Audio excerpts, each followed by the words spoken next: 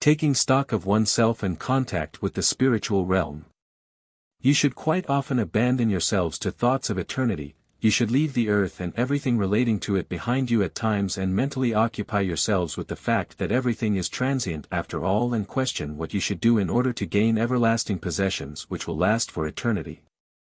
Furthermore, you should consider your relationship with God, whether it is the relationship of a child with the Father or whether God is still far away and out of reach for you, to whom you only rarely turn to with the right kind of prayer. You should take a seriously critical look at yourselves as to how you conduct your life, whether it complies with God's will which is, after all, known to you, whether you live a life of love, true to His commandments. An introspection like that will always be a blessing, even if you can only spend a short time on it, but every spiritually directed thought will be taken hold of by the beings of light and answered accordingly, and you will always derive spiritual benefit from it. But you should not only consider the world and its demands.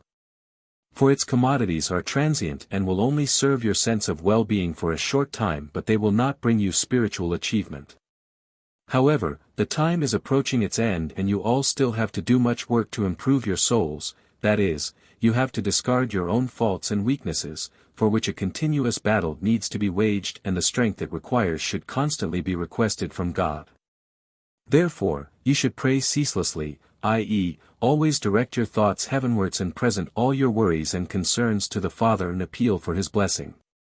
Whatever you do, be they spiritual or earthly tasks, shall be done with God's blessing, and they will always benefit your soul, for God only requests your bond with Him in order to convey His strength to you which you require for the work of improving yourselves. And a constant bond with Him requires you to frequently dwell with your thoughts in the spiritual kingdom and a conscious turning away from the world. Every minute you withdraw into silence, every thought you send upwards, is one step higher to the goal, which you will then also surely reach. You should not just live an entirely unspiritual life, for then your earthly life will be a waste of time and will not result in spiritual achievements.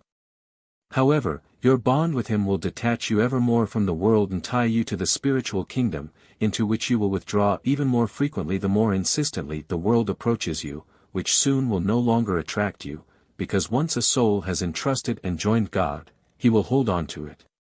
But it always involves an inner battle, for the world keeps the person captive with its enticements and attractions, and it requires a serious will to resist these temptations and to be content with spiritual possessions, the true value of which cannot be judged by a person for as long as he lives on earth. But one day he will be happy about the treasures he acquired on earth. One day he will know that they alone are of value and that only the soul with spiritual treasures at its disposal can consider itself happy, for it will be able to work with them in the spiritual realm after everything of an earthly nature has fallen away from it and it has to relinquish all transient possessions of the world. Then it will be wealthy and blissfully happy. A worldly person, in contrast, will stand deprived and lonely at the gate to eternity, for the possessions he acquired on earth do not follow him into eternity and he will have no spiritual possessions to show. For this reason, you should think often of death and your spiritual state, and try to gain spiritual possessions on earth, which one day will constitute the degree of light and bliss when your soul leaves the body and enters the kingdom of the beyond. Amen.